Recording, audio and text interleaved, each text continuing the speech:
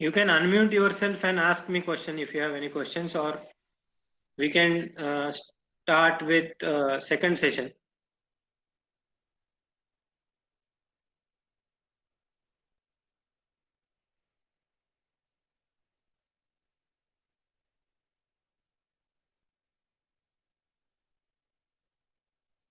The second session will focus on more practical aspects. I will be sharing you two of the case studies which personally I am involved with. One in the as a capacity of a consultant to a company, and second with my BITS Pilani students with IMD for generating their proof of concept, which now they are going to go into commercial mode. They have asked some vendors to deploy that kind of IoT application for them.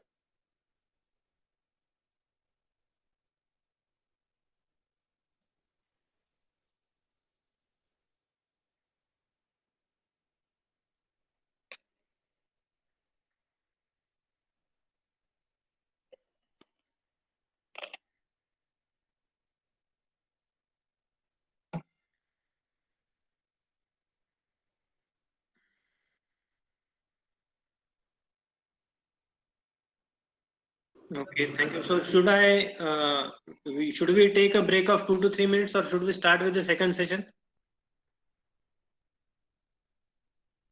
Yes.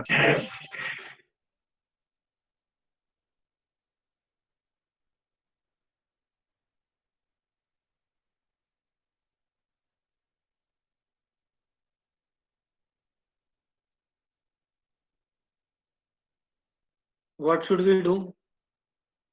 Vedula madam is there, or like? Yes, sir. Ma'am, should I proceed ahead, because I think there are. Yes, sir. Okay, I will start with the second session. Okay.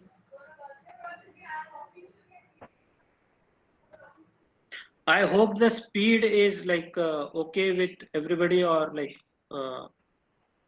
because no, only one question was asked in between. I have answered that. Yes, please reply, participants. Can you view and hear sir's presentation properly? Okay. Sir, it's fine, Please, sir.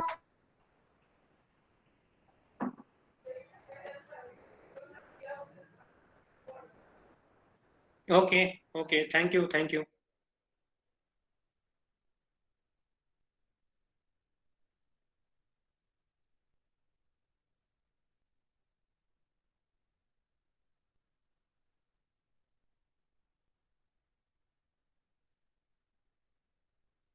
So again, I will start with my session. Now you request to all of you is, wherever you have problem, you can just put it into the chat window. And then at the end, I am able to see all the chats. I can answer your queries from the chat window. Or else you can stop me in between also, that is fine with me. Because from last 1.5 years, this is the normal way of delivering the sessions. So if you have any ambiguities or queries in between, you can stop me, and then we can again address the questions there itself.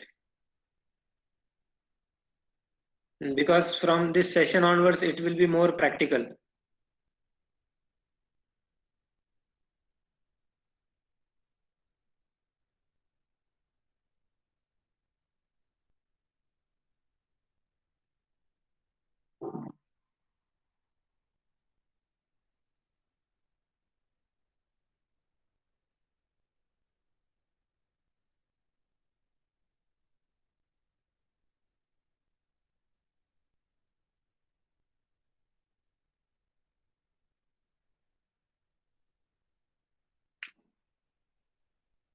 Okay, is my screen visible to you? Am I audible? Yes, sir. You are audible. Yes, sir. So there is a question. Can I ask now? Please go ahead.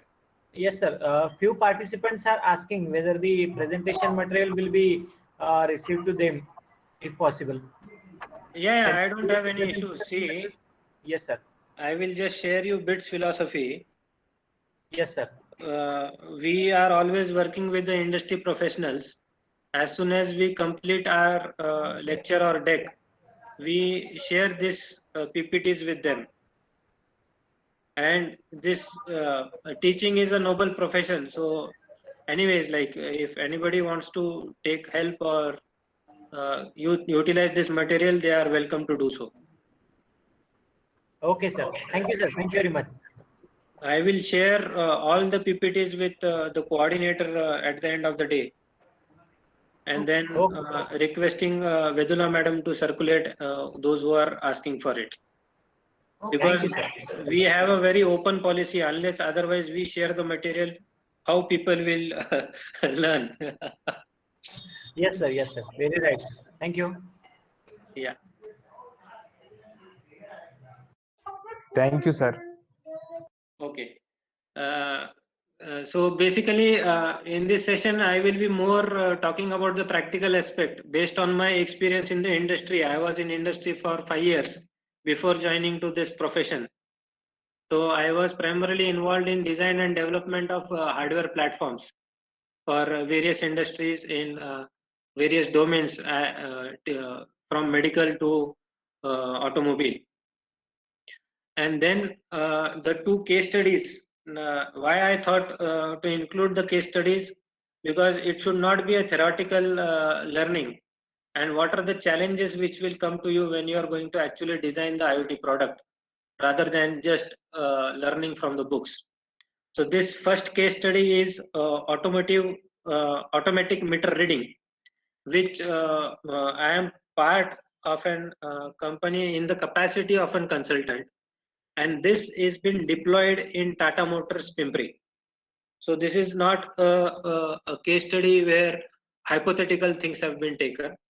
This automatic meter reading is actually deployed at Tata Motor Pimpri. The second case study is again an automatic weather monitoring system, which we generally call it as an AWS.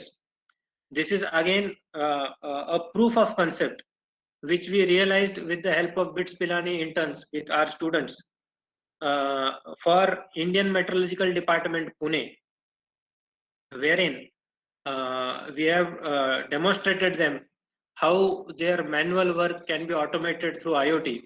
And with our efforts, I am very happy to tell you that this POC, they have taken it forward, and they have now asked for commercial bidders to bid for them, and then they are going to utilize this AWS throughout the country. So the companies, those who will be bidding, again, there is a complicated process when the government organization is involved. But we were successful in giving them a proof of concept so that they can realize their goal for Government of India. So these two practical case studies we are going to study. Apart from that, the first thing is, whenever we are going to design an IoT hardware or considering of physical device for an IoT, what care should be taken? What are the parameters, general parameters that we need to select for prototyping various applications? So let us start with basic building blocks of an IoT hardware devices. So any device, whenever we are talking about Internet of Things, the first thing is we have two common requirements. First is we want to sense some data, because unless otherwise we sense some data, or we want to monitor some data, we will not be able to control it. We will not be able to do some analysis on top of it. So that data might be in your home automation. It might be whether the light is on or off, whether the fridge is on or off. That is a simple kind of data. To the complex industrial data, where vibrations of the various machines are monitored continuously for predictive maintenance, or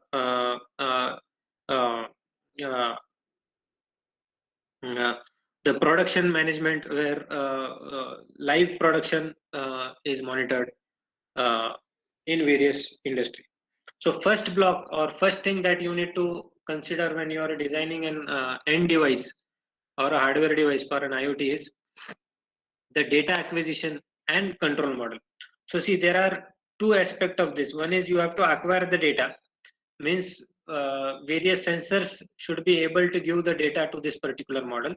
And second aspect is control model, means this is the model which will be again giving feedback back. There are certain applications where you only require monitoring, just like the automatic AWS, automatic weather monitoring. Can you control the weather? Can you control the weather? No, you can just monitor the weather, correct? So that is some of the applications of IoT where you have to monitor the weather, and various important aspects of monitoring the weather is, as I am closely working with IMD, so you will be surprised to know that the tsunami monitoring kind of devices which are there inside the sea, the sensors, they have huge amount of network, and with the sensors knowing the vibrations inside the seawater, they are able to detect the tsunamis.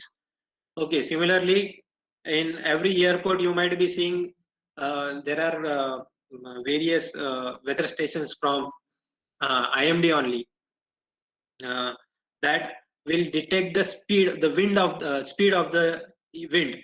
So if the speed of the wind is more than 140 knots, you cannot land your aeroplanes. Okay, it is harmful to land your aeroplanes when the speed of the wind is greater than 140 knots. So these are the wind speed detection things and all the things. So these are the things which required to monitor the live data, put that data, and then the air station control or air traffic control from the airport authority signals the aircraft whether they have to be in the air to, so as to wind speed comes down, or they can land safely. So these are the things which will be required from the data acquisition and the control models. So the first is acquiring the physical signals and converting into the digital. So what are the aspects of that is the data acquisition. I will consider first thing is how to acquire the data. So data acquisition model is you require various sensors to convert physical parameters to the electrical. Now sensors can be on the board, or sensors can be standalone sensors which are placed at some locations, but through some protocols such as I2C, SPI, CAN, various protocols which are supported by this particular hardware which you are going to select, are able to transfer the data from the environment to this particular device. Okay. Then there are various sensors which are analog in condition. So you require a signal conditioning circuitry to convert the sensor signals into a form which can be converted into digital values. So this should be again a part of your IoT hardware device. If not, then you have to interface external signal conditioning circuits. Analog to digital converters, which are required to convert your conditional signals into digital values.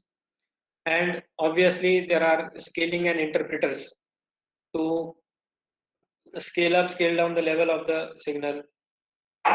So these hardware circuits are required to your circuitry so that you can acquire the data faithfully. Now, what is the requirement of control model? As I said, always all the things are not about monitoring. You have to take some real-time action in controlling. So simple, you can say the sprinkler system which we have seen. So we monitor the humidity and we monitor the soil moisture, and basis that we take some controlling actions, switch on and off the valve using relay. So that also should be a part of an IoT hardware device. So you should be able to control the end devices as well.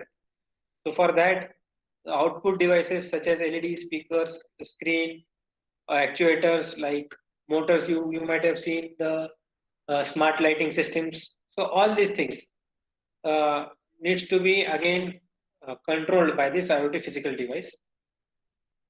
Okay, again, there can be pneumatic, hydraulic, various kind of actuators, which requires a control signal as a source of energy. So that is the first block. The second block, now when you have acquired the signal and you have the capability to control the signal also.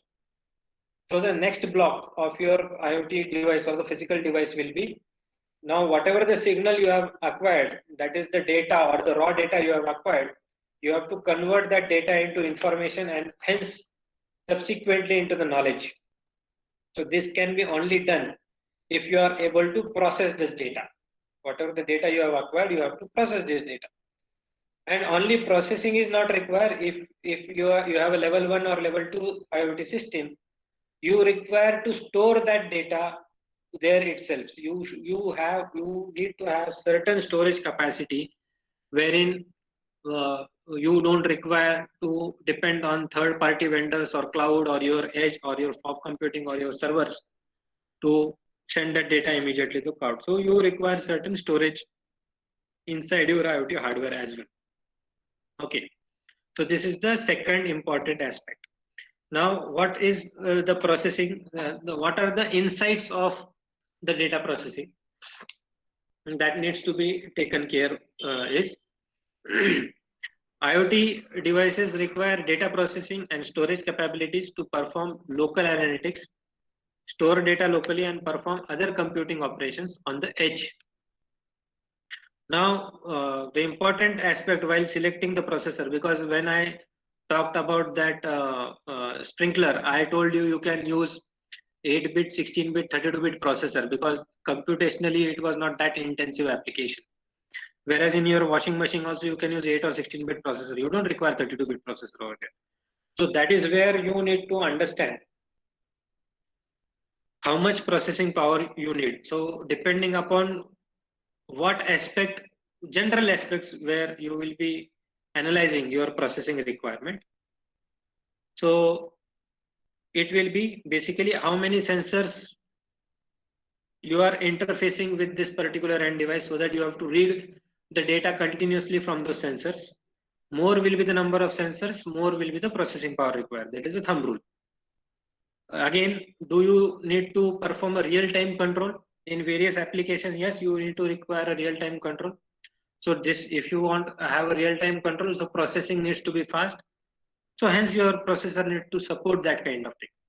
Some applications where, as I've already mentioned, where it is an image processing kind of applications, where you are requiring a feed of camera. Again, I will just share one case study. Again, I am being a consultant to that company.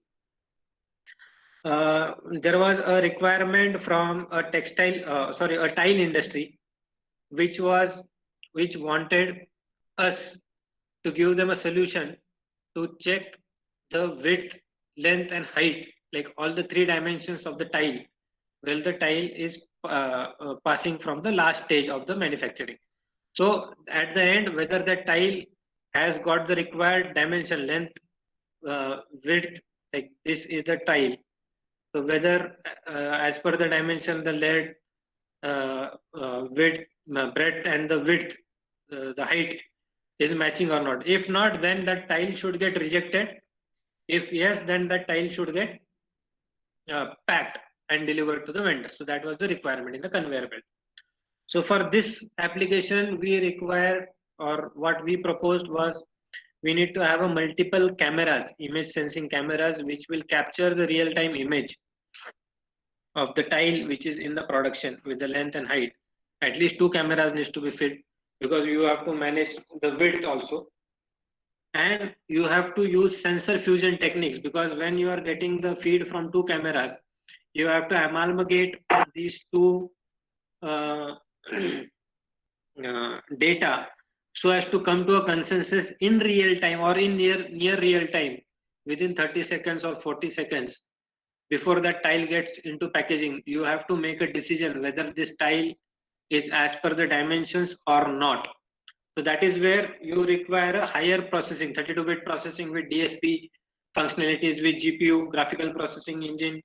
So where is your application? First, when you decide if your application requires a real-time processing or image processing kind of thing, then you need to have a DSP support.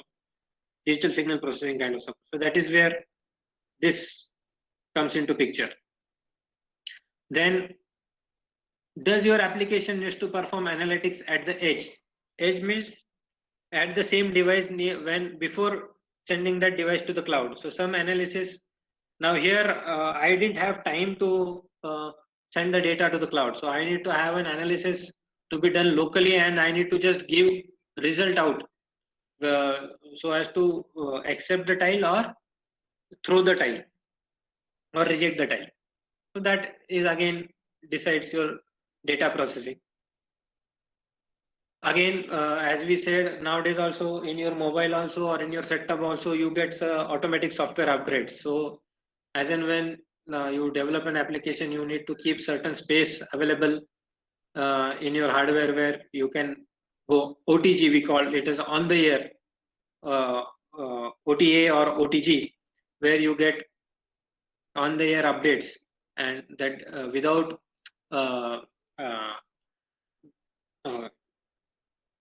changing that position of the device, your latest security or software updates get updated into that devices. Okay, now then the last is the size constraint. Now I have taken an example of Fitbit.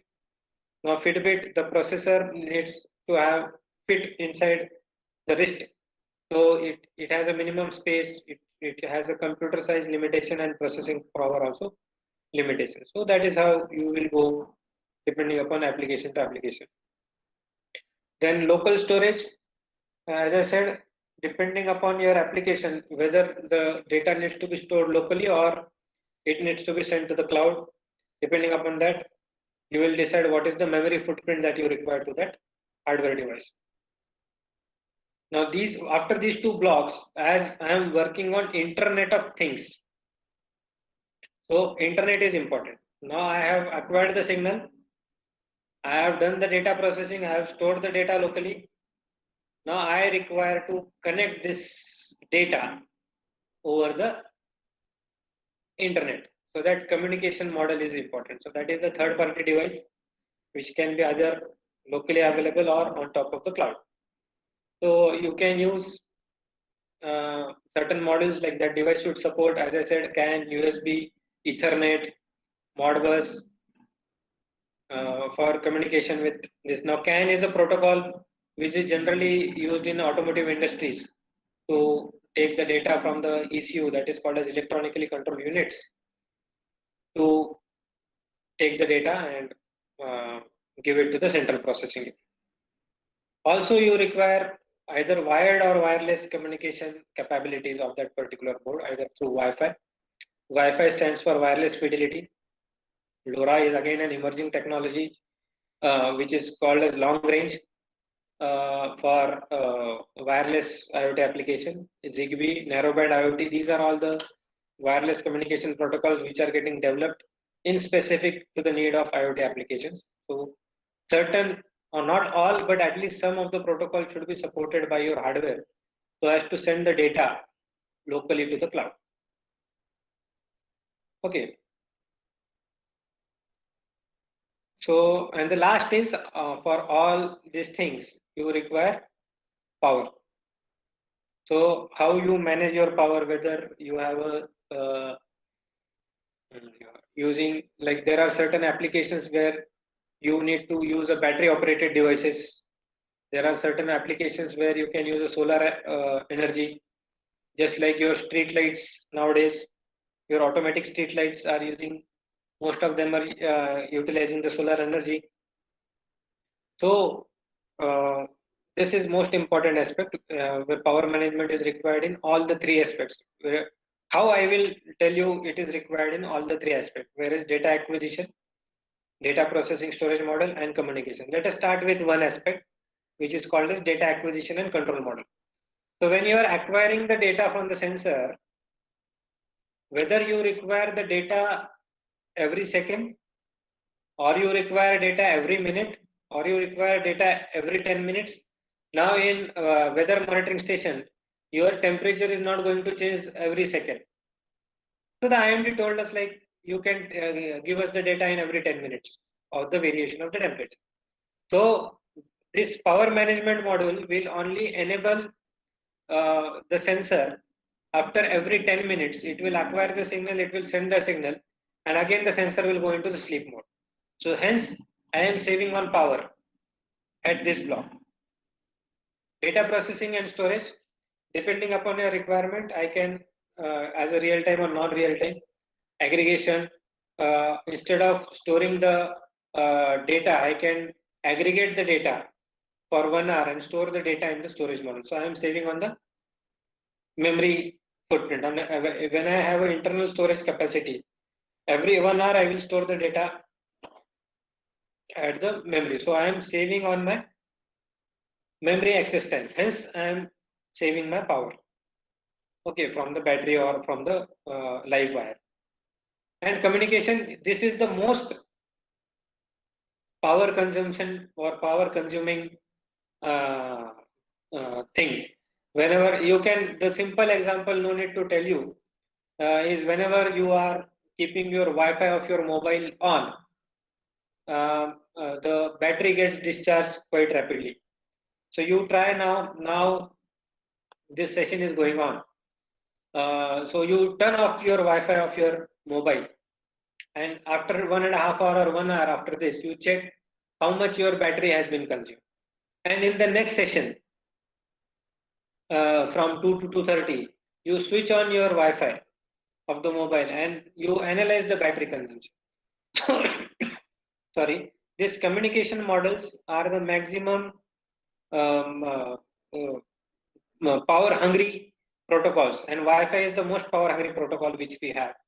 Hence, we go for alternative protocols such as ZigBee or near field communication or LoRa as compared to Wi-Fi whenever the industry application suits for it. Okay, so that is again you can then whether I want to connect with internet continuously or I can send the data just as like after 1 hour I can send the data, compiled data to the internet in case of temperature weather monitoring station, not to give the data every minute or so.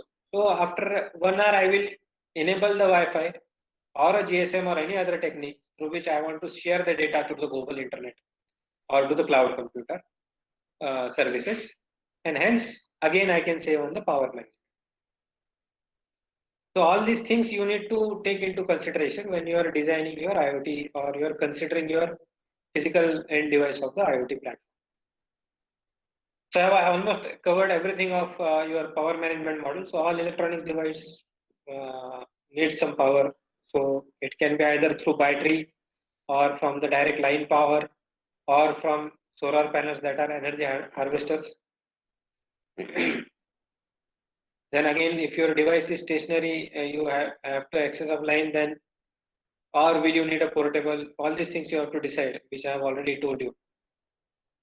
And periodically, you can go to the sleep or low power modes to save on the power which has to be consumed from IoT device. Another application now with reference to this power management just now, everybody might be aware that the maximum earthquakes in the world are happening in Japan. Yes or no? Yes, sir. So the recently, like not recently, 3 to 4, 5 years back, Japan government has made it mandatory for all the new constructions to put a vibration sensors and they are monitoring inside the when you are constructing a building, you have to put that inside the building. So again, the function of it is it has to continuously monitor the vibration, and if the vibration of the earth is more than that, it has to notify the end user. So now once it has been put inside the building, I cannot remove that in 1 or 2 years or 10 years or 15 years. So that has to consider that the battery life should be more in that. So in that kind of application, the power management becomes very critical in the IoT application. The another area of that is called as structural health monitoring. And some of these devices are now put in India also. We are going ahead to put it into the dams to detect the cracks or in the bridges to detect the cracks in the bridges. So for that, these kind of devices, every 1 year or 2 years, we will not go and change the battery. So we have to take care while designing. Appropriate measures needs to be taken care so that the longevity of this device remains intact and we get the correct results. Okay, so I hope you might have understood the intricacies of how power management is important in these IoT devices. Again, depending upon the application, there are certain devices which are being put inside the glaciers, which monitors the glacier melting. Okay, so can anybody goes day in and day out and change the battery of those glacier monitoring devices? They are put deep inside the glaciers. Naturally not. So those wireless sensor networks needs to be deployed there. So all these things needs to be considered when you are designing your IoT applications. Okay, so this is all about when you have to think about operational realities of your hardware for IoT. Now we will go now definitely in academia or rather in industry also, nobody directly goes for a product. We go for proof of concept first, and this is where our third year and final year student projects are more focused on. They create a miniature model of certain problem statements, and which is nothing but a call of a proof of concept. And then when this proof of concept is successfully deployed, then we can go for a final product design. So similarly, now we will discuss various prototyping applications or prototyping options which are available for generating an IoT applications.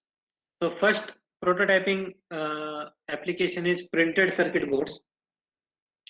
Okay, so generally you can see the for prototyping your application on the PCBs or printed circuit boards are not generally preferred because it requires very time consuming process right from design the prototype hardware and deploy the software on top of it to verify your applications. Now I will just share the various processes which are required when you design a printed circuit board for any given requirement from a vendor or so. So first it requires feasibility and evaluation, then actually component placement on the PCB, then floor planning. You have to prioritize your layout, you have to divide your design in various components such as power, analog, digital. You have to design it, then you have to route PCB. You have to go for design rule checks. You have to go for simulation, partner review, output finalization. So all these things are quite cumbersome, and it requires a hell lot of time to do all these things. So if you are going for prototyping, nobody is going to invest this much amount of time to first design only PCB, then interface your sensors to it, and then you go for application development on top of your PCB, deploy that application and check whether it is possible or not. So generally PCBs are not preferred. So apart from this, you have to consider various hardware requirement and others. So instead of that, there are open source hardware platform nowadays available, such as Arduino, which can help us, which have given you a ready-made PCB, and you have to just start interfacing your sensors and then deploy application on top of it and check whether that application is suitable for your IoT or not. So we can go for that kind of application. So that kind of applications are called as microcontroller based development boards. Okay, so what do you mean by microcontroller based development boards?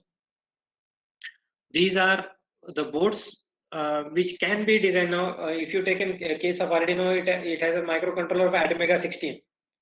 If you take an example of Texas Instruments, it has their own TMI series microcontroller. If you have go for Microchip, they have their own microcontrollers. If you go for ST Microelectronics, they have their own ST series. Okay, so the microcontroller based development board generally will have system on chip that provides processing and storage capacity, which was important, which we have considered the second pillar for our IoT hardware development. Then it contains various, depending upon requirement, a single core, multi-core, then RAM, ROM, EEPROM, which are already deployed on the PCBs, and additional circuitries which we were discussing, like they have IOs where we can connect to the sensors. They have ADCs inside it. They have signal conditioning circuits. They have some of the latest board have driver circuits also. Okay, so some of the boards which I have mentioned are Arduino Uno, Arduino Mega, Arduino Zero, then ESP32, then STM32 F4 Discovery, then you have STM based, again 32-bit evaluation board, and so on and so forth. So you have a number of microcontroller boards available in this market to deploy your prototyping application on top of it. Okay, and third aspect where you can deploy your IoT application is called as a single board computer. Can anybody tell me some of the examples of single board computers?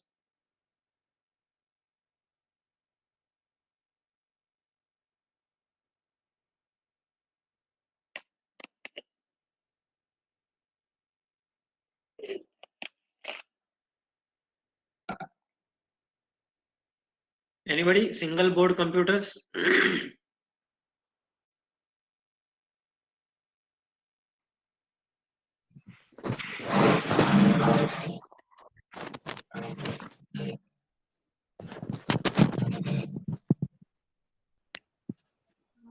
Okay, I will tell you. Let it be. So basically, a single board computer is a small computer which can fit inside a small PCB, and it has all the functionalities which a computer independently can do. Means it can have its own operating system. It has a storage functionality. You can interface various sensors, actuators to it. You can interface keyboard, mouse, monitor to it. Raspberry Pi. Correct. So I'm coming to that only. So Raspberry Pi is one of them, and there are many nowadays available which has a more computing power. Raspberry Pi 3 was utilizing Cortex A53 core into it, which is a multi-core microcontroller. It has a GPU also. So the answer was correct. The single board computers. So basically, a single board computer are complete computers built on single circuit board with either microprocessors or controllers. They have inbuilt memory, input, output, and other features required for a functional computer. They allow you to attach peripheral devices like keyboard, mouse, screen, as well as offering more memory and processing power as compared to your microcontroller boards, traditional microcontroller boards. And some of the IoT prototyping platform based on SBCs, which we call as single board computers, that are somebody said Raspberry Pi, yes. Then there is something which is called as BeagleBone Black and a Snapdragon board 410C. So these are some of the single board computers which are available in the market. Raspberry Pi and BeagleBone Black are around 3,000 to 4,000 bucks. This Snapdragon is quite costly, around 10,000. And again, its shipping takes time, but it has more advanced features than Raspberry Pi and BeagleBone. Okay, so again, these single board computers can be grouped into two categories. One is called as proprietary and another is called as open source. So Raspberry Pi is an open source single board computers, and this Snapdragon 410C is a proprietary single board computer. So generally, the proprietary SBCs are designed for use in end applications or as a reference to be evaluated. They are often industrialized design that have gone through the same type of testing that an end product requires, and are often integrated into end product designs. Okay, then open source are, you will get all the material available on their website, even their PCB designing and all these things will be available to you. So user access both the hardware design and layouts as well as access the source code on the board. Now this is ideal for all the users as they can easily understand how the software and hardware operates, adapts to designs to meet their design requirement, or simply learn how the pieces of hardware and software work. So Raspberry Pi is one of them. You can utilize that for a small prototyping of your hardware. Again, you can work with various languages. They have their own operating system, Raspbian. You can use Python as a language to develop your own applications on top of it. So now important is now the printed circuit board is gone out of the scope. Now you have to decide between whether you have to select microcontroller based boards or single SBCs, single board computers, for deploying your IoT applications. Okay, that is again I am telling the prototyping. When you go for product development, generally nobody will prefer either SBCs or MCUs.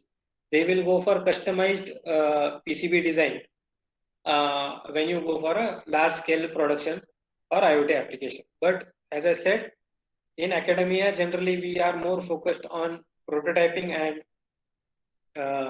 the project work which our students do are expected to be a deployment of certain applications to a prototype level.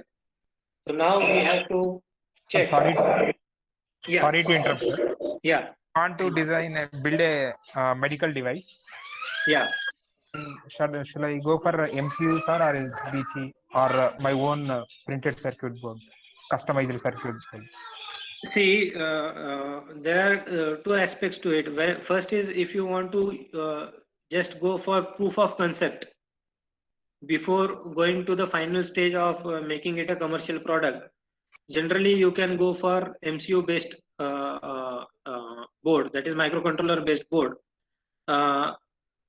Else, if you have already done the validation and proof of concept has been gone by, then you should go for a printed circuit board, which will be a customized medical device. But mind you, for whenever you are developing a medical devices, it has to go through various testing phases, because in medical domain you have to consider the redundancy also. You have to qualify for EMI, EMC and various tests. So that generally needs to be qualified by PCBs. These MCOs are general boards which cannot be deployed in medical domain, or neither SBCs. So if you have already done the proof of concept, you should go for a customized PCB, and obviously that needs to cater the all the certifications which are required by a medical device. Okay, CE/CC, then EMI, EMC, and there are many more hardware certifications which are required so as to qualify. Again, whenever you are developing a medical application, redundancy should be at most importance.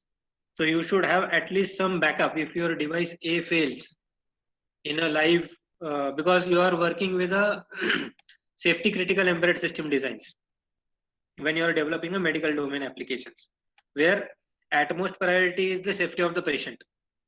Okay, so if your device A fails, there should be some redundant device which can at least take 50 or 70% of the load of device A without giving a complete failure of your product, which again adds to the cost of the product, obviously. Because I will tell you one scenario. We have designed one medical application for Toshiba. when I was working in the industry. What they did, it was a, I don't know how many of you are aware of ROHS, reduction of hazardous substances. Okay, so their medical devices was coined way back in 1990s. So they with ROHS coming into play, again, that is one of the important consideration for European Union for compliance of medical equipments. So all the components which you are selecting for an PCB should be ROHS compliance. ROHS stands for reduction of hazardous substances. So there are certain hazardous substances which are involved in manufacturing of the ICs. So whatever the ICs you are selecting, the data sheet of that IC will tell whether this IC is ROHS compliant or not. So whenever you are selecting that particular IC or even the resistors or capacitors or small passive components, all the components in your medical devices should be ROHS compliant. That is primary criteria. So these big companies, they don't want to change their design or anything, only they want to change their hardware from non-compliant ROHS to ROHS compliant devices. So all these things you have to consider when you are devising any of the medical equipment which you want to commercially launch into market. I hope you have got the answer, or do you want me to elaborate more? Because I have worked with that medical domain, so I can tell you a number of things. Thank you, sir. Okay. So basically, how you will decide about microcontroller or single board computers? Number of sensors and actuators that you required. One of the classical examples, someone said Raspberry Pi. The classical flaw of Raspberry Pi is not having ADC. Okay. So when you want to interface an analog sensor, you have to use your own signal conditioning circuit. You have to convert that analog sensor signal to the digital, and then you have to interface to the Raspberry Pi. So in that case, I will either go for BeagleBone Black or Snapdragon. If at all my application require operating system sitting on top of it, or I require that much of computational intensive things. But Raspberry Pi will not support ADC. Okay, so that is again one of the things that you have to make. Memory storage, definitely where you require good memory, you can go for single board computers because you have the SD card facilities in it where you can expand your memory as and when you require. Operating system supports all IoT application does not require operating systems. Some applications require operating systems, then you have to go for the applications which require operating system. Even your MCUs, latest Cortex M4 based MCUs or can be put, can have an operating system which can be MuCOS 2 or RTX on top of them, and then you can deploy your application on top of it. Then most important thing, which is again the topic of discussion in the next session, the security requirements. The security requirement is also important. Security can be at the hardware level, it can be at the software level, it can be at the cloud level, it can be at the application level. So depending upon what level of security you are going to inculcate in your application, you can decide whether to go for MCU or SBCs. Then, as I said, device power, how much power consumption is required. Generally, single board computers are more power hungry. They require more power than the microcontroller, which are generally designed for embedded application with various low power modes enabling them. As I said, device hardware, 32-bit processor, 64-bit processor, multi-core processor, DSP support, 8-bit, 16-bit, whatever is a requirement as per your things, you can decide on that on top of it. And at the end, as we are developing an IoT application, what kind of communication and networking requirement your SBCs and MCUs support. Now, SBCs, Raspberry Pi supports Bluetooth and Wi-Fi, even Ethernet. Arduino does not support any one of them, but you can have a daughter card on top of it with can support your Ethernet and You can have ESP8266 which can be interfaced with Arduino to support a Wi-Fi kind of thing. You have certain MCUs. I have mentioned ESP32, which is again a small footprint device which have Wi-Fi Bluetooth into it. It has 32 GPIOs. It has 32-bit core cadence extensa into it. So depending upon your requirement, you have to select whether you will go for microcontroller based or SBC based. So detailed explanation I have just for your understanding I have written here, and I have given some inputs also here that Raspberry Pi does not have an analog input.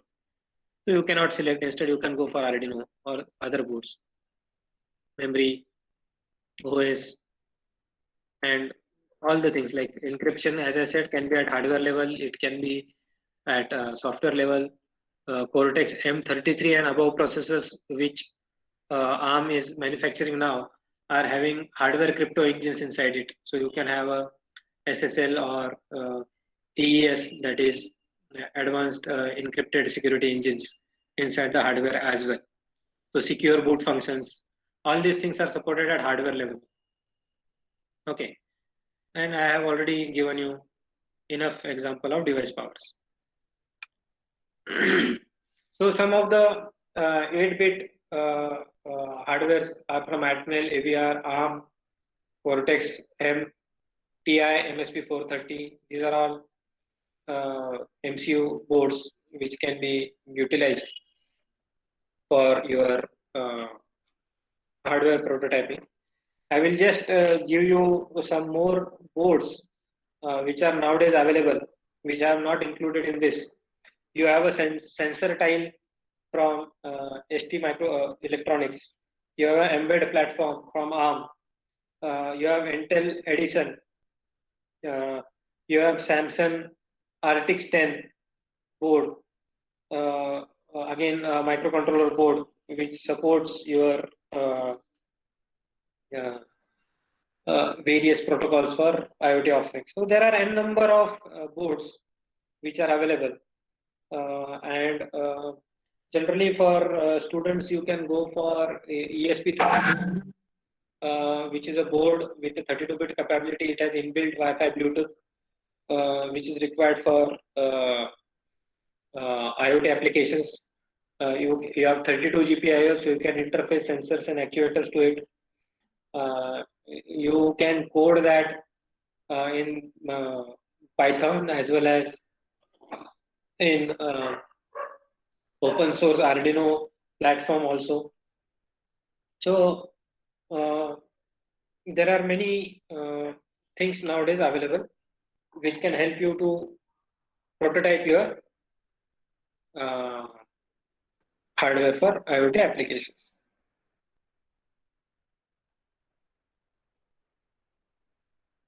So I have just mentioned some of the IoT platform.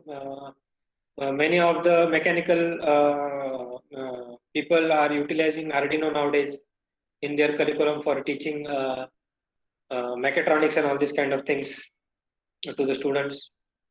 Then BeagleBone Black, Qualcomm Snapdragon, and Raspberry Pi. These are single board computers. Then you have STM32 based board. There are n number of boards.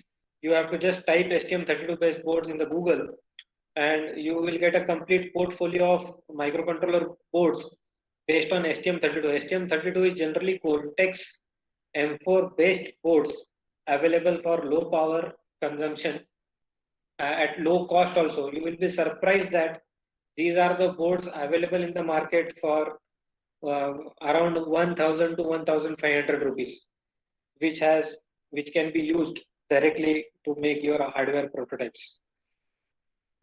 Then, as I was mentioning, ESP32 based board. Now ESP32 based board is from Expressive, which is a company which is manufacturing your ESP8266 and all these kind of models. They are manufactured this board, industry compliant boards, means whatever I was making for the consumer electronics market. These boards are CE/CC and other compliant boards. So you can utilize these boards directly into your manufacturing. Okay, not in medical domain. They have, as I told, they are certified for a consumer electronics domain, not in the medical domain. Medical domains require more certification, as I've already told you. Okay, and these are also we generally have for mechanical students. We have a complete hands-on Arduino-based sessions.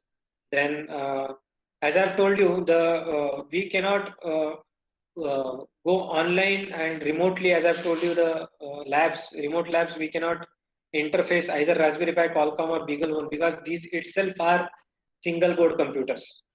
So we either go with, whenever we have a labs, we can go with this remote lab or virtual lab. We can go with this or this kind of boards to book the slot, perform the experiment, dump the code, see the output, all this kind of stuff. Okay, this is also a very good board, ESP32. Even they have now tie up with the Amazon Web Services as well as TensorFlow. So advanced IoT applications can be performed on this board. So the last part, as I've told, is 2 case studies, which we are going to discuss. The first is by SNS Technosis Pune. This is a company with whom I am interacting with the capacity of consultant, and they have designed and deployed this automated meter reading system in various organizations. Tata Motors is one of them. So what is the problem statement or what is the functionality of this automatic meter reading system? Let me tell you that. So this AMR let you automatically collect consumption, diagnostics, and status data from your electrical meter, water meter, and gas devices, and then transfer that data to the central database or cloud server for either billing or doing some analysis on top of that data. Now, as it is an IoT application, so it can be optimized concept based on different communication like radio frequency, GSM GPRS modem, and LoRa for automatic remote communication. And where it has been implemented in Tata Motor Bhosri for monitoring 85 sub-plants. Generally, if you go for Tata Motor Bhosri and Pimpri, they have huge amount of land there, and they have various blocks like block A, block B, block C, block D, block F, and so many blocks where the manufacturing facilities goes on. You require at least one day to just to roam around the blocks and see various blocks. So this is the huge plant is available there.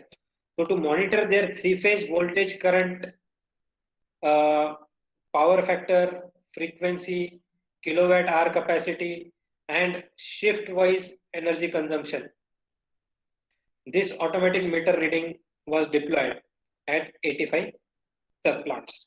Okay, so this is a rough block diagram. You can see wherever the energy meters are there, where you have to take the readings like energy, gas, water, PLC, with RS485 network, that is the industry standard network, or you can use Modbus or other network also. You take that data and bring it to the end device. This is the end device which we were talking about, which we discussed about, which has an IoT capability. It will capture the data from these devices, process the data, store the data, and transfer the data remotely, either through, depending upon the company requirement. Some company has a good infrastructure, so they can use Wi-Fi to push the data to the cloud. Some company wants GSM or through SMS to send the data to the servers. Now some companies wants their data to be in the cloud, Some companies rely on their own servers, so they don't want to push their data to the public cloud. They want that data to be pushed to their local servers. Like you can see that these are the servers, just pictorial representation of servers, where the analysis and all the things will be done of that data. After that, you can develop a mobile app or any other app to give that particular data insights to the floor supervisor or a manager. Okay, so what is the difference between the traditional metering and the smart metering? Again, you can go through the website of this company, SNS Technosis Pune. It is heavily deploying the embedded and IoT applications. So what was the problem in conventional they were facing, Tata Motors, was when it was not automated, the service person, means the physical persons, used to visit every location, means 85 locations, to collect the reading, which again is a time consuming and not a real time data capturing requirement. And then after collecting that data, they require to dump that data into the data center, and after that it used to do the analytics and all this kind of things. So that was the traditional metering. So there are 5-6 employees employed to do this task. So what this smart metering do? It pulls the remote meter using protocols, as I've already told you, Modbus, RS482, 485 or 232, and interface and sends the data over the cloud server or central station. As I said, where there are certain organizations, they don't want to use the cloud services because of the security reasons. They have their own networks, so they will go for their own servers for monitoring and analysis. Now, data polling can be as per the set interval or the real time, as per the agreement with the organization. So if organizations want data every seconds or every minute, real-time data, it can be done. Or if you want polling data every 5 minutes or 10 minutes, you can do data polling also. So depending upon their requirement, you have to make your hardware and software work accordingly. So some of the features of the transmitter, which is nothing but capturing the data and sending to the remote location for storing and analysis. Okay, so that is the smart meter reading transmitter or smart meter transmitter. So it has a remote device to make on and off using mobile app or SMS command. You can make it remotely on and off depending upon your requirement. It can have a potentially free relay contact outputs. It was designed by GPS GSM system for SMS based system or cloud based system interface, whatever is your requirement. Then supports digital and analog IO interfaces. These are the communication protocols which it supports. So whatever we were discussing, correct? All these things are supported by this transmitter. And now see, this is tailor-made for that particular application. So they have not used any of the microcontroller based prototyping board, neither they have used the SBC, single board computer, because it is a commercial application. Okay. It operates on again wide range of input like 110 to 240 volts. That is the requirement of many of the organizations in European Union also. Then operating temperature is minus 25 to 85 because we are operating in the industrial environment. So we have to comply the industrial operating temperature ranges. Industrial class metal shield design for industrial application to protect them from various hazards and EMI, EMC kind of compliance. Data saving option is available in the SD card. Suppose your network fails, then certain amount of data should be stored in the SD card. And there are indications for GSM signal strength. So these are the features of the transmitter where it will capture the data from the various meters and send the data to the receiver. Similarly, the receiver receives the data from the distributed transmitter on pre-configured interval and send it to the computer or PLC over the USB. As it was designed in the GSM or GPRS, so these are the bands which can be used. The network providers, any network providers, it can be operated from anywhere. The same 110 to 240. Support to configure transmitter remotely by SMS. Check devices status from anywhere. On-device antennas. All these things are there on the receiver end. And now, as I said, various communication protocols are deployed. So, why we have chosen for GSM and GPRS? Because Wi-Fi might not be available at every location in the industry, whereas you have the signals, GSM, 3G, 4G, SMS, GPRS services are available generally. So they require that was their requirement. So we went for GSM, GPS based system.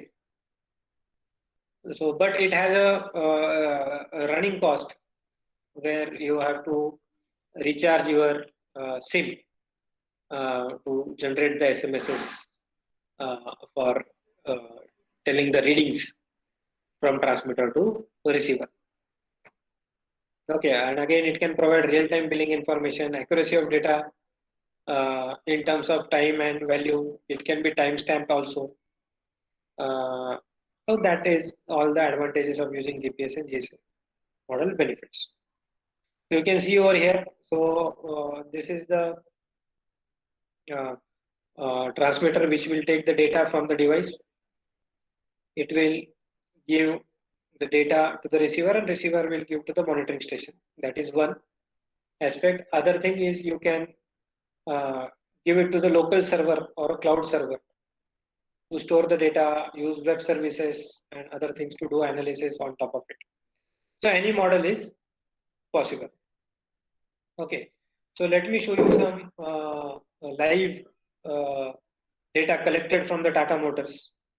And it was web-based application where the authentication is required to see what are your current values. So what we were monitoring the three-phase supply parameters. So you can see voltage, RYB parameters, current RYB parameters, then the power factor, frequency, active power, apparent power, active energy.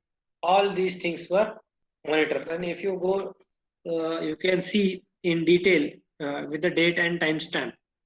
So it was taken, the readings are from 2019, what time, what was the reading. So these are the things. What is the power factor? As we know, the power factor near 1 is very good. So minimum losses will happen where the power factor is near 1. So if there is issue in some power factor is coming less, there will be more losses. So to reduce the losses, they can deploy appropriate corrective actions to reduce the losses. Okay, so that is there as one of the case studies. And this is very well. Now this, once the person is having the authentication code, I can monitor this data from my home also. I need not to go to the factory to check this data because it is coming live. I can take the date and time. So this is true IoT application. Okay, again, if they want to know in the graphical form, we have also provided them in the graphical or pictorial form. What are the, again, you can see this is voltage, RYB, current, RYB, and timestamp with which station. So these are various 85 different station names were there. As I said, every station was having a unique identity. So depending upon that station name, we can check the data. Similarly, pie charts can be generated for current and voltage, whatever they want. If I can click on this will also come into pie chart. I want either bar, line, or pie. So that is the customized web service application development Now, as I said, it is an amalgamation of technology. So if I know only one technology, I need to know this app development also. Okay, so all these things are required to create an end-to-end IoT applications. Okay, and now this are the advantages after deploying this application into the industry. These were the feedbacks that they have given to the SNS technologies, and then they have compiled the feedback and uh, uh, given it as the case study. So, what are the stakeholders? The senior management. Now, when this automatic meter reading, they have now better access to the data, and they can manage the energy use quite efficiently now. Previously, 6 people were deployed. Now, no person is deployed. Data is authenticated and available to them at any point of time, so they can know that whether the data or whether the power is getting wasted or consumed, or whether there is a uh, loss of power. What are the things that they want to know?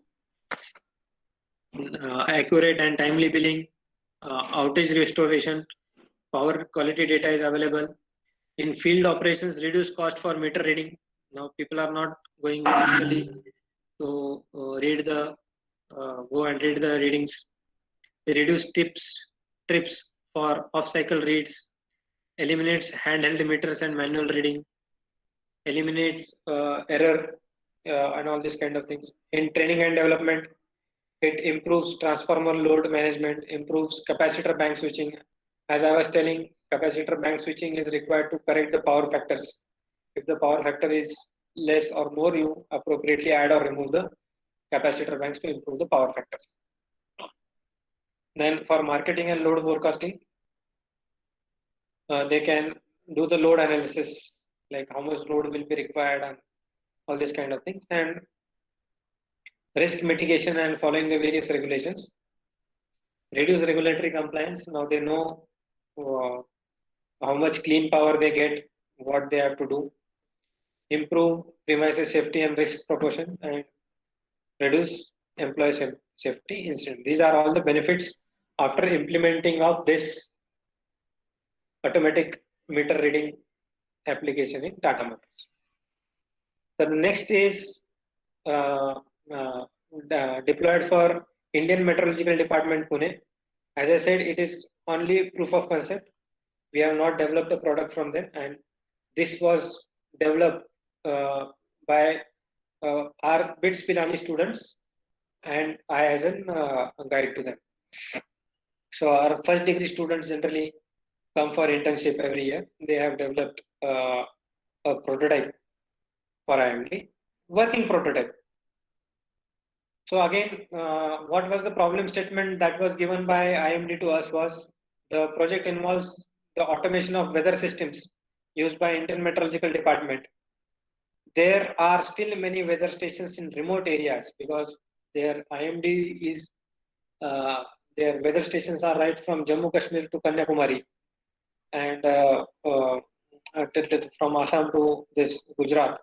Everywhere their stations are there, and it is not possible to take continuous data from weather station.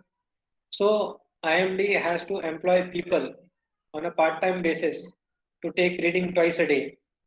Like morning, they have to take the reading, note it down. Evening, they have to take the reading, note it down. Over a phone or over a certain medium, they have to give it to the regional station, and then they will be able to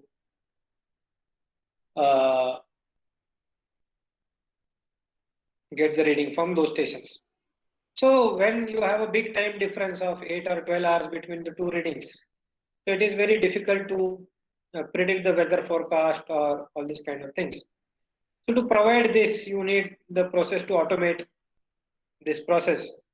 So to provide this solution for this, the sensors are to be interfaced to the end device, and which take in the data and pushes it to the server through again GPRS, because in remote devices you will not, remote areas, the probability of finding the Wi-Fi or other support is minimum. At least you will have some mobile range at remote areas of the countries.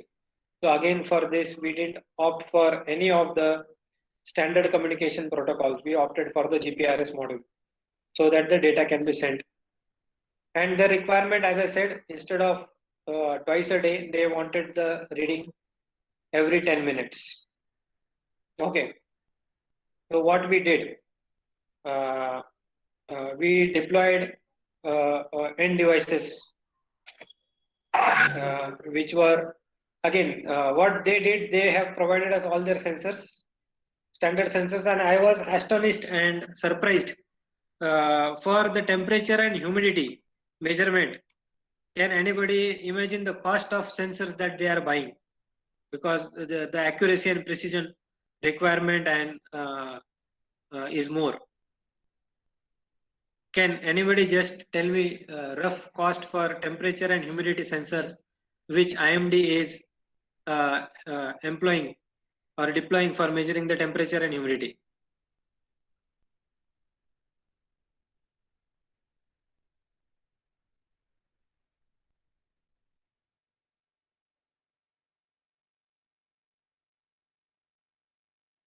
Anybody?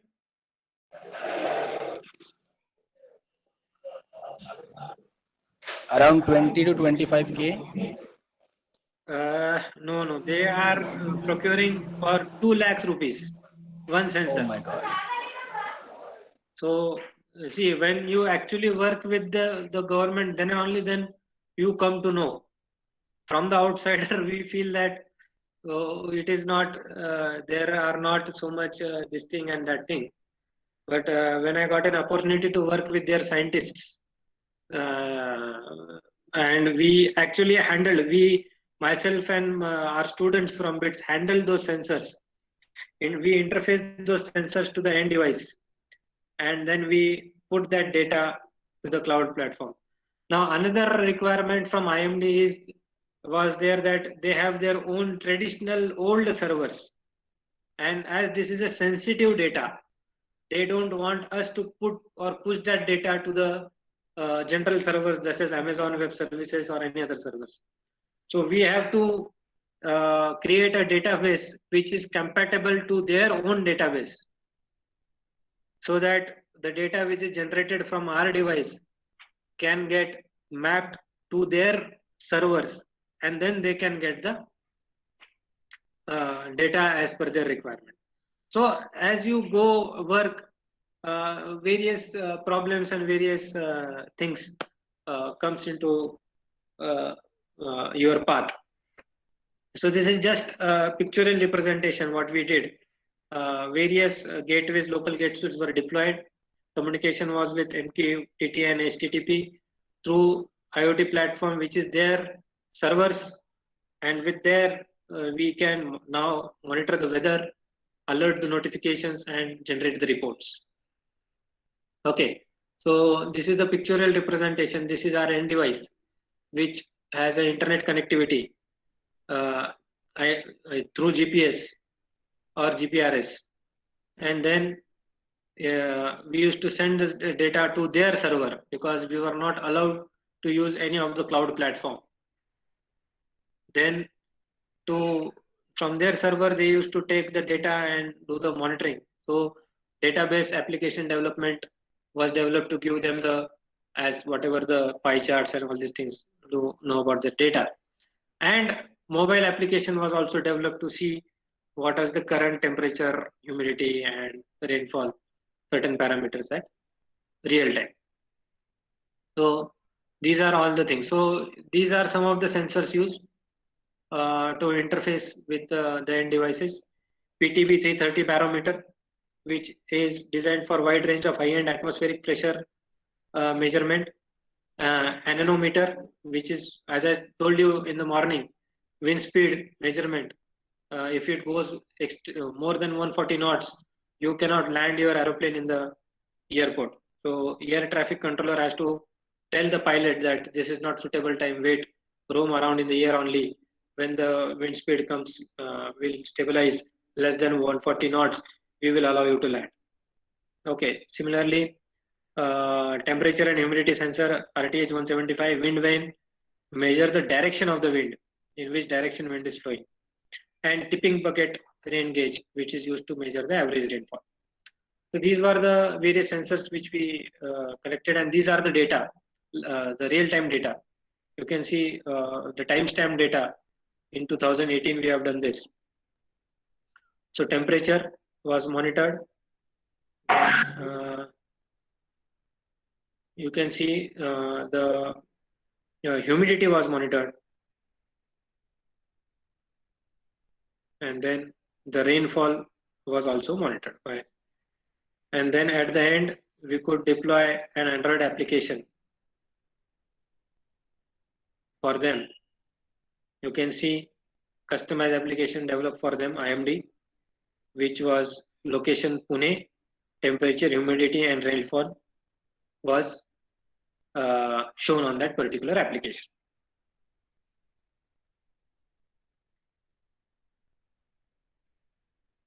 So depending upon location, various 6-7 locations were pilot we have done, because in Pune only there are 6 weather station. IMD has 6 weather station. One is at Shivajnagar, one is at Pashan, another is at Lohgaon.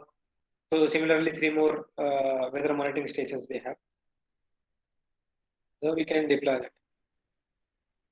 So I think I am done with this 5 minutes remaining, and you can ask me any questions now. I am open to answer your questions.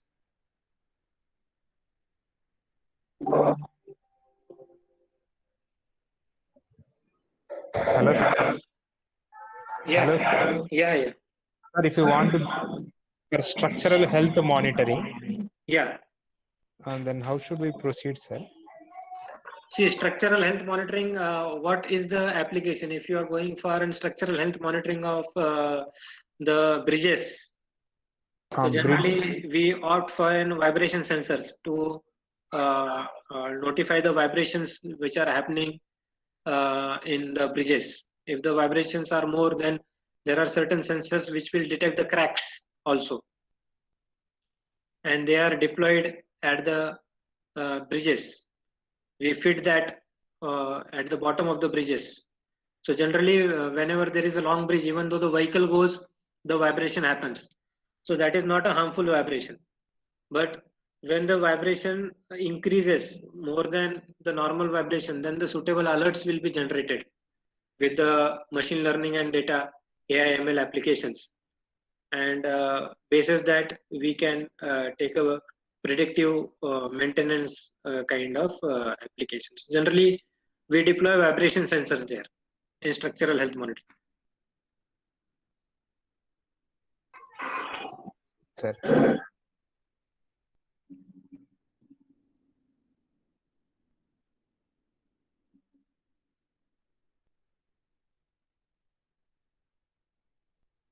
Any other? Sir, excuse me, sir. Yeah, please. Sir, what was the total cost of that project, sir? Which project? So you are told that we have deployed that whether that is rain monitoring and humidity. Yeah, so rain monitoring, see what we did it in 2 years.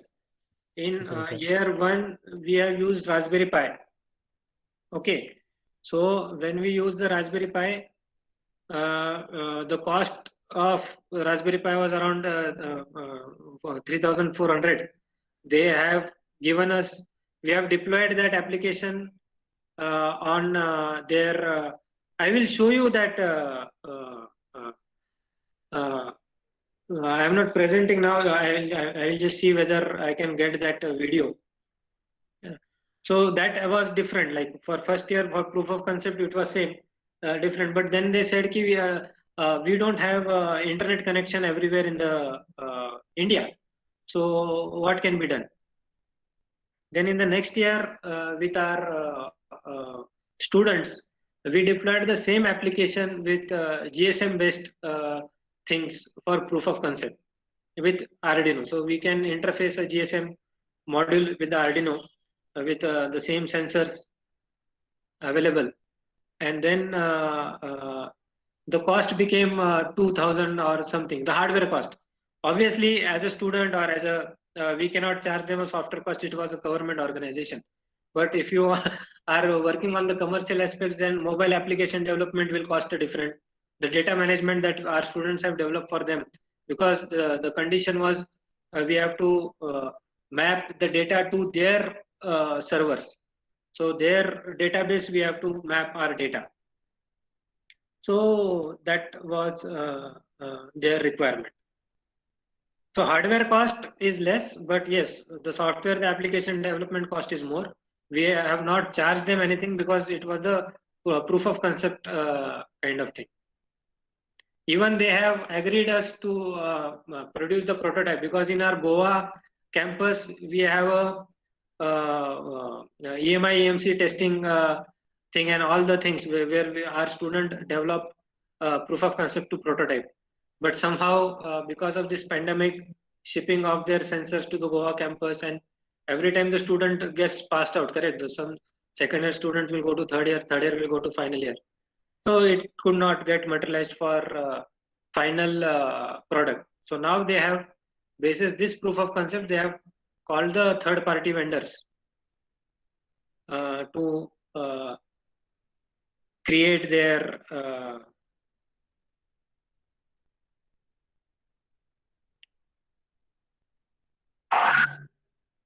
just a minute, I will just try to see.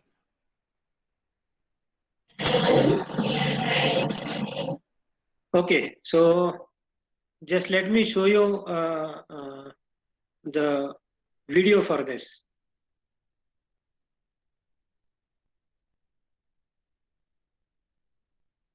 Is my screen visible now?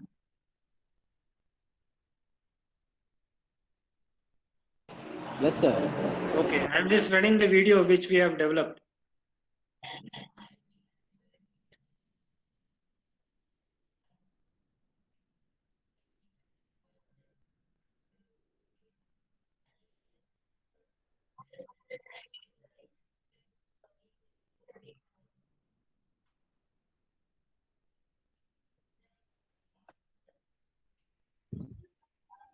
Sir, audio is not there, sir. Yeah, audio, no, I will explain you. See, this is the Raspberry Pi, as I told in the first year we deployed. And as we have developed this prototype in the Shivaji Nagar, so we had a Ethernet port. Actually, we have to connect it to internet somehow, correct? Being an IoT application. So they have given us the Ethernet port. They have given us the battery. So from this battery, we used to power up our Raspberry Pi board. This is the temperature and the humidity sensor which I was talking about. And then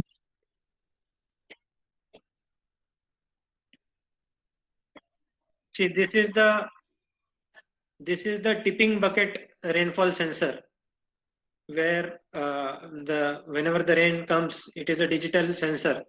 So after every millimeter of the rain, the count increases by 1.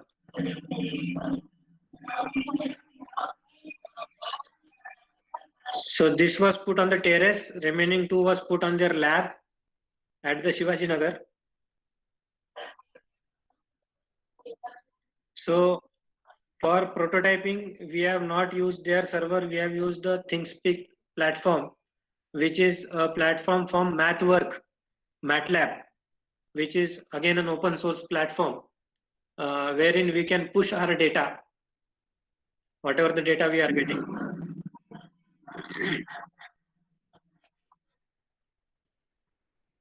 So we have given the authentication, so various channels were there.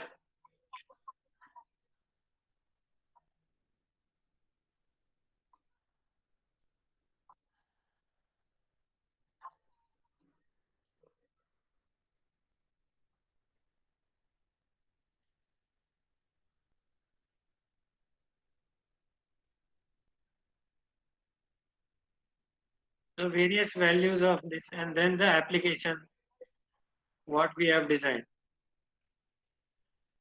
We have to add a security.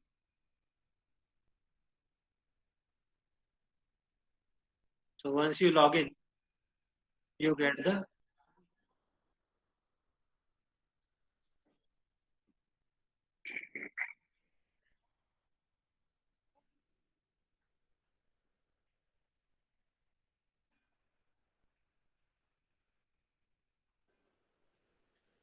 So for first year we did on the Raspberry Pi. They liked us. They said now we don't want, we cannot have Ethernet is not available in all our locations. So can you develop it some other technology? So we brainstorm and then we got for GPS. Okay, because at least mobile coverage is available length and breadth of India. So then we deployed second year with again proof of concept with Arduino, GPS model interface to it, and then this was on ThingSpeak. So they didn't allow us to utilize that data in this ThingSpeak. So second year they wanted that data to be published on their own server. So some of the students, they deployed that data into their server. Now, as it was confidential, so they didn't share that videos with us in the second year. But it is not like in 1 year we will be able to complete. So first year we gave them confidence that this can be done. In second, we gave them an actual solution which they wanted. And now, this point of time, they are asking for commercial people to come and complete this project for them for Pan India. So this is how it went.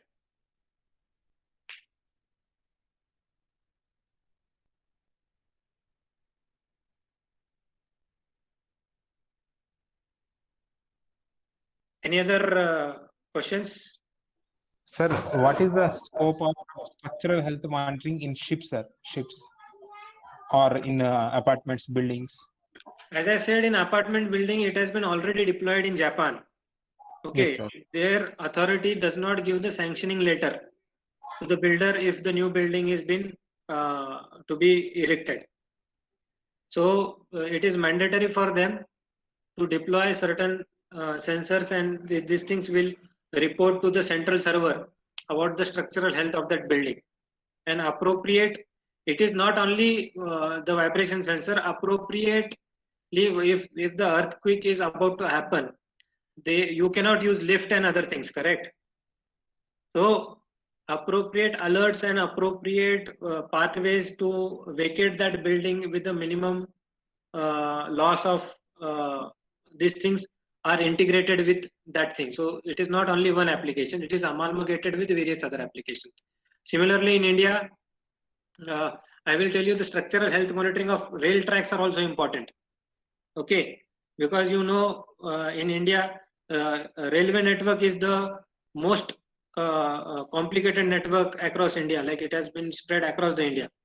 In many of the areas, what has happened, the people where the railway guards cannot protect the railway lines, they take that railway line rules and they sell that iron. And some people stole that railway lines, sell that thing, and use that for their consumption. So accidents were happening because of the track was not there, rail tracks were not there. So recently Indian Railway has deployed ultrasonic sensors to detect whether the tracks are there or not.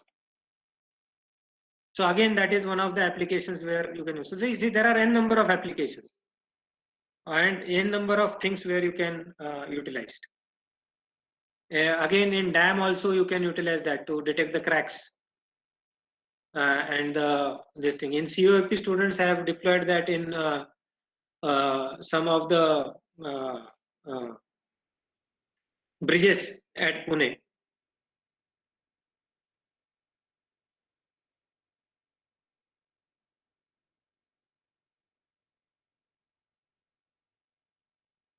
Any other question?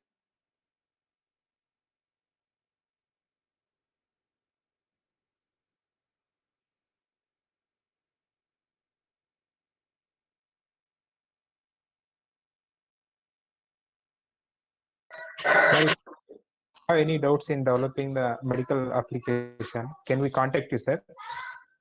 Yeah, I have given my email ID at the end of the every presentation. Yes, sir. You will get that presentation from your coordinator. Thank you, sir. Okay, then if there are no questions, can we take a lunch break now? Yes, sir.